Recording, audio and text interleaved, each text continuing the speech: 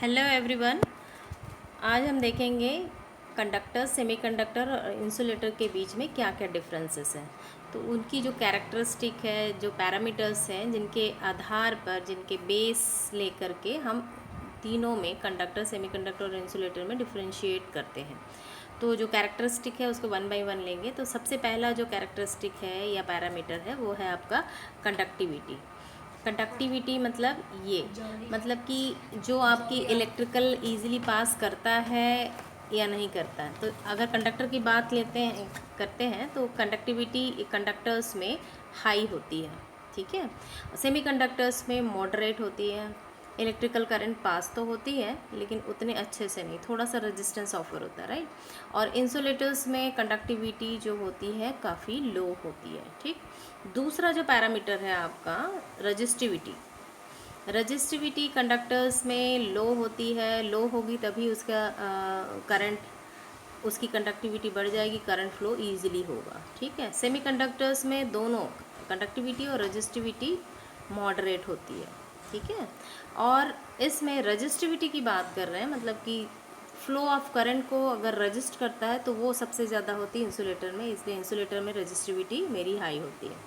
तीसरा जो पैरामीटर है फॉरबिडन गैप होता है, एनर्जी गैप। तो कंडक्टर्स में हमने पहले भी देखा था कि बैंड, जो एनर्जी लेवल या बैंड डायग्राम होता है, एनर्जी बैंड डायग्राम, तो उसमें कंडक्टर्स में नो फॉरबिडन गैप होता है। मतलब जो कंडक्शन बैंड होता है और वैलेंस बैंड वो आपस में एक दूसरे से ओवरलैप करते हैं, ठीक है। तो there is no forbidden energy gap. Semiconductors में होता है, कंडक्शन बैंड और वैलेंस बैंड के बीच में फॉरबिडन एनर्जी गैप होता है, लेकिन वो काफ़ी कम होता है और ये फिक्स भी रहता है, 1 इलेक्ट्रॉन वोल्ट के करीब होता है, ठीक है। इंसुलेटर्स की बात करते हैं तो forbidden energy gap between conduction band और वैलेंस बैंड के बीच में काफ़ी ज़्यादा होता है, मोर देन 5 इलेक्ट्रॉन वोल्ट, जिसको कि क्रॉस करना बहुत मुश्किल होता है इलेक्ट्रॉन्स के लिए, इसलिए इसकी रजिस्टिविटी काफ़ी ज़्यादा रहती है या फिर काफ़ी कंडक्टिविटी काफ़ी कम रहती है। तीसरा आपका जो चौथा है आपका पैरामीटर है टेम्परेचर कोफिशिएंट। कंडक्टर्स की बात करें तो टेम्परेचर कोफिशिएंट है वो है आपका पॉजिटिव होता है कंडक्टर के केस में। मतलब ये हुआ कि टेम्परेचर कोफिशिएंट पॉजिटिव होने से अगर टेम्परेचर बढ़ाएंगे तो इसका रेजिस्टेंस, कंडक्टर का रेजिस्टेंस भी बढ़ता है टेम्परेचर के साथ। लेकिन इन case of semiconductors temperature coefficient negative होता है। उसी तरह से इंसुलेटर्स में भी निगेटिव होता है। मतलब ये हुआ कि टेम्परेचर को अगर हम बढ़ाते हैं तो इसका रेजिस्टिविटी कम होता जाता है, मतलब इसकी कंडक्टिविटी बढ़ जाएगी, ठीक। नेक्स्ट जो पॉइंट है आपका कंडक्शन। ये अगर हम देखें तो कंडक्टर के केस में कंडक्शन हम देखते हैं तो large number of electrons for conduction रहते हैं। मतलब जो कंडक्शन बैंड में जो इलेक्ट्रॉन्स रहते हैं वो काफ़ी ज़्यादा रहते हैं कंडक्टर के केस में। मतलब बहुत ही ईजिली उसको जैसे ही सर्किट मिलेगी तो वो they are ready to go to leave the place, है ना। अब उसके ऊपर वाले कंडक्शन बैंड में रहते हैं तो वो सर्किट में फ़्लो होने के लिए ईजिली फ़्लो हो जाते हैं, है ना। नेक्स्ट है आपका जो सेमीकंडक्टर्स हैं उसमें जो कंडक्शन कैसा होता है, तो ये होता है very small number of electrons for conduction. मतलब कि उसमें जो मैक्सिमम जो होते हैं, जो वैलेंस बैंड में इलेक्ट्रॉन्स रहते हैं और कुछ कंडक्शन बैंड में भी होते हैं, तो थोड़े वेरी स्मॉल नंबर ऑफ़ जो इलेक्ट्रॉन्स होते हैं वो कंडक्शन बैंड में होते हैं। मतलब थोड़ी सी एनर्जी देने के बाद में जो वैलेंस बैंड के इलेक्ट्रॉन्स हैं वो जंप कर जाते हैं फॉरबिडन एनर्जी को और फिर वो कंडक्शन बैंड में पहुंच सकते हैं। नेक्स्ट है आपका ये जो इंसुलेटर के टर्म्स में ही कंडक्शन को अगर देखें तो moderate number of electrons for conduction, इसमें भी काफ़ी कम रहते हैं। ये इससे सेमीकंडक्टर से भी काफ़ी कम रहते हैं आपके कंडक्शन बैंड में। और जो मैक्सिमम जो रहते हैं इलेक्ट्रॉन्स वो वैलेंस बैंड में ही प्रेजेंट रहते हैं। नेक्स्ट जो पैरामीटर है कंडक्टिविटी वैल्यू। ऑब्वियसली इसकी कंडक्टर के केस में कंडक्टिविटी जो वैल्यूज़ होगी वो काफ़ी ज़्यादा रहती है, 10⁻⁷ mho per मीटर। और अगर इंसुलेटर्स सेमीकंडक्टर की बात करते हैं तो ये होती है 10⁻⁷ टू 10⁻13। तो ये जो 10⁻13 है ये इंसुलेटर्स की होती, काफ़ी कम है ना, नेग्लिजिबल होती। और ये 10⁻13 और 10⁻⁷ के बीच की जो कंडक्टिविटी होती है वो होती है आपके सेमीकंडक्टर्स की।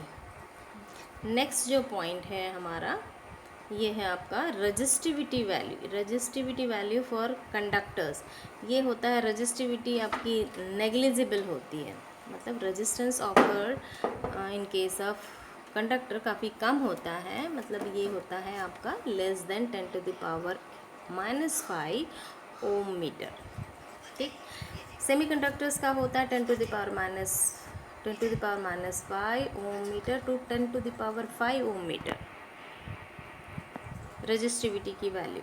और इंसुलेटर्स के केस में होता है बहुत ही ज़्यादा होता है resistivity value and more than 10⁻5 only 5 या -5 नहीं है ओम मीटर। नेक्स्ट है आपका current flow. Current flow in case of conductor due to free electrons होता है ना, कंडक्टर्स में फ्री इलेक्ट्रॉन्स ऑलरेडी प्रेजेंट रहते हैं। एंड इसमें जो सेमीकंडक्टर्स में होता है due to holes and free electrons. दो तरह के सेमीकंडक्टर्स हम बनाते हैं उसकी कंडक्टिविटी को इंक्रीज़ करने के लिए। तो एन टाइप और पी टाइप के जो सेमीकंडक्टर एक्सट्रिंजिक सेमीकंडक्टर्स होते हैं उसमें अगर पी टाइप के सेमीकंडक्टर है तो होल्स ज़्यादा मेजॉरिटी में रहेंगे और एन टाइप में इलेक्ट्रॉन्स रहते हैं। तो due to holes and electrons इसमें करंट फ्लो होता है, राइट।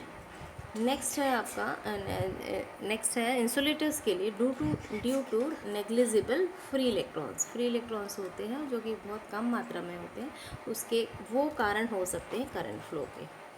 ठीक, नेक्स्ट जो हमारा पॉइंट है number of current carriers eight normal temperature. Number of current carriers जो होते हैं कंडक्टर्स के केस में काफ़ी हाई होते हैं, इसमें जो है लो होते हैं और इसमें इंसुलेटर्स में नेग्लिजिबल होते हैं। नेक्स्ट जो पॉइंट है आपका बैंड ओवरलैप।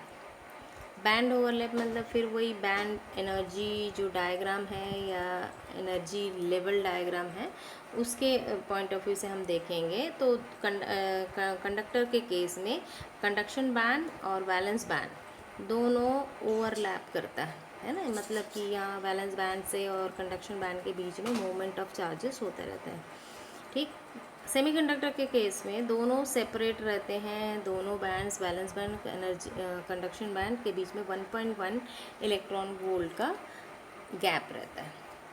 तीसरा जो है आपका इंसुलेटर, इसके जो एनर्जी गैप रहता है काफ़ी ज़्यादा होता है। ये जो हमने कहा था इसके पहले 6 electron volt to 10 electron volt है, तो जो काफ़ी हाई है, मतलब इतना बहुत ज़्यादा फील्ड की ज़रूरत रहेगी, एक्स्ट्रा एनर्जी की ज़रूरत रहेगी इलेक्ट्रॉन्स के लिए to jump from valence band to conduction band. Next जो पॉइंट है हमारा ये है आपका केल्विन, जीरो केल्विन बिहेवियर। ये कंडक्टर के केस में कंडक्टर्स की अगर हम बात करें 0 डिग्री केल्विन टेम्परेचर पे acts like a superconductor, मतलब जितना आपका 0 डिग्री केल्विन टेम्परेचर पे ये क्या करता है, सुपर कंडक्टर बन जाता है कंडक्टर। लेकिन अगर हम ये सेमीकंडक्टर की बात करते हैं तो ये 0 डिग्री केल्विन टेम्परेचर पे ये एक इंसुलेटर की तरह कार्य करता है। कंडक्टर सुपर कंडक्टर बन जाता है और सेमीकंडक्टर इंसुलेटर बन जाता है, और ये जो इंसुलेटर्स रहता है वो इंसुलेटर ही रहता है। नेक्स्ट जो है आपका फॉर्मेशन। ये जो इसमें जो कंडक्टर्स में जो फॉर्मेशन होता है, मतलब किस तरह से बनता है, ये होता है आपका मेटालिक बॉन्डिंग रहती है, मतलब जो एटम्स रहते हैं वो किस तरह का फॉर्मेशन होता है, उसमें किस तरह की बॉन्डिंग होती है, तो वो मेटालिक बॉन्डिंग होती है। अगर सेमीकंडक्टर की बात करते हैं तो इसमें जो एटम्स के बीच में जो बॉन्डिंग होती है वो कोवेलेंट बॉन्ड के थ्रू होती है। ठीक, अगर इंसुलेटर्स को देखेंगे तो ये यहाँ पे एक आयनिक बॉन्डिंग होती है। तो ये काफ़ी डिफरेंट है, इसमें मेटालिक होती है, इसमें आयनिक होती है। और सेमीकंडक्टर डिवाइसेस जो हमारे बेसिक इलेक्ट्रॉनिक्स में काम आएंगे, तो उसमें हम जितनी भी डिवाइसेस हैं तो वो होते हैं आपके सेमीकंडक्टर डिवाइसेस। तो सेमीकंडक्टर्स में जो बॉन्ड होते हैं बिटवीन द एटम्स वो होते हैं कोवलेंट बॉन्ड। नेक्स्ट है आपका valence electrons. One in case of conductor, one valence electron in outermost shell. मतलब जो आपके कंडक्टर्स होते हैं उसमें जो आउटर मोस्ट शेल होते हैं, एटॉमिक बोर्ड्स, एटॉमिक मॉडल को अगर हम देखेंगे तो valence electrons in outermost shell में 1 होते हैं इन केस ऑफ कंडक्टर। और अगर हम सेमीकंडक्टर की बात करते हैं तो इसमें हमेशा आपके जो वैलेंस इलेक्ट्रॉन्स रहते हैं वो 4 रहते हैं आउटर मोस्ट ऑर्बिट में या शेल में, ठीक है, हमेशा 4। तो इसलिए हम कहते हैं कि वैलेंसी ऑफ सेमीकंडक्टर्स हमेशा 4 होती है। अब ये देखेंगे आपके इंसुलेटर्स की बात करें तो इंसुलेटर्स में कंडक्टिविटी काफ़ी लो रहती है, ठीक है। तो 8 valence electrons in outer most orbit में रहते हैं या शेल में रहते हैं। तो अगर वैलेंस इलेक्ट्रॉन्स ज़्यादा हैं आउटर मोस्ट इसमें 8 है ना, तो आपका क्या हो जाएगा, वो इंसुलेटर की तरह बिहेव करेगा। और अगर कम है, लेस देन 4 है, तो वो कंडक्टर की तरह बिहेव करेगा। इसके जो एग्जाम्पल्स हैं कंडक्टर्स, सेमीकंडक्टर्स और इंसुलेटर्स के। कंडक्टर्स में हम जानते हैं जो हमारे इलेक्ट्रिक वायर होते हैं, करंट जो इसमें से फ्लो होती है, ट्रांसमिशन लाइंस वगैरह होते हैं। कंडक्टर्स जो बनाते हैं, है ना, कंडक्टिंग करंट, वो कॉपर के होते हैं, एल्यूमिनियम के होते हैं और सिल्वर के भी हो सकते हैं। सिल्वर चूँकि काफ़ी ज़्यादा कॉस्टली है इसलिए कॉपर या एल्यूमिनियम यूज़ करते हैं, और आजकल मतलब दोनों ही यूज़ करते हैं। और मर्क्यूरी भी आपका एग्जाम्पल है किसका, कंडक्टर का। जो सेमीकंडक्टर मटेरियल है वो बेसिकली 2 टाइप के हम ज़्यादा प्रेफर करते हैं, जर्मेनियम और सिलिकॉन। इंसुलेटर्स के लिए आप जानते हैं जिसमें से करंट फ्लो नहीं होती है, रेजिस्टिविटी हाई रहती है, तो उसका एग्जांपल है वुड, लकड़ी, रबर, है ना, रबर ग्लव्स बनाने के लिए यूज़ होता है, माइका और पेपर। ये सारे आपके एग्जांपल्स हैं इंसुलेटर्स के। तो ये आपके डिफरेंस हो गए किसके बीच में, कंडक्टर, सेमीकंडक्टर और इंसुलेटर्स के बीच में। अगर हम इसी को हम देखें, कंडक्टर्स को ये एनर्जी या बैंड डायग्राम के तौर पे अगर हम देखें तो ये होता है आपका कंडक्टर्स के केस में जो वैलेंस बैंड होता है और कंडक्शन बैंड होता है। ये आपका ये देखिए वैलेंस बैंड यहाँ से यहाँ तक हो गया और यहाँ से यहाँ तक का हो गया आपका कंडक्शन बैंड। यहाँ पे नहीं दिखा रहा है एक्चुअल में, यहाँ पे एनर्जी गैप भी होता है, फॉरबिडन एनर्जी गैप कहते हैं। और एक्चुअल में क्या होता है कि यहाँ के ये जो इलेक्ट्रॉन्स दिख रहे हैं आपको, ये यहाँ पे ओवरलैपिंग हो जाती है, मतलब ये they are free to move from valence band to conduction band, बहुत ईजिली यहाँ से वहाँ रन करते हैं, वहाँ से भी यहाँ करते हैं। इसलिए ऐसा माना जाता है कि there is no forbidden energy gap in case of conductor, ठीक है। अब सेमीकंडक्टर की हम बात करते हैं, इसका जो डायग्राम देख लेते हैं, बैंड एनर्जी या एनर्जी लेवल डायग्राम।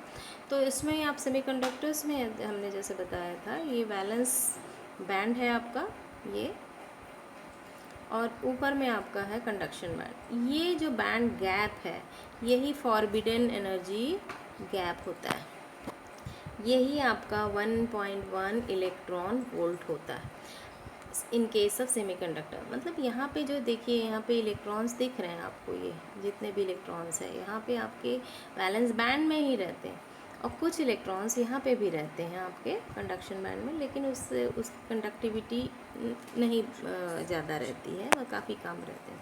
तो अगर इसको एक्स्ट्रा एनर्जी दी जाए तो ये वैलेंस बैंड से इलेक्ट्रॉन्स जंप कर जाते हैं कंडक्शन बैंड में, तो बहुत ज़्यादा इसकी मॉडरेट रेजिस्टिविटी होती है, मॉडरेट कंडक्शन होता है।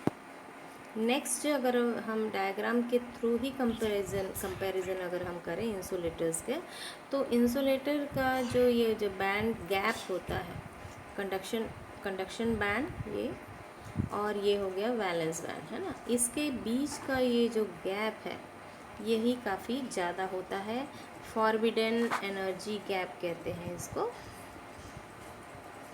फॉरबिडन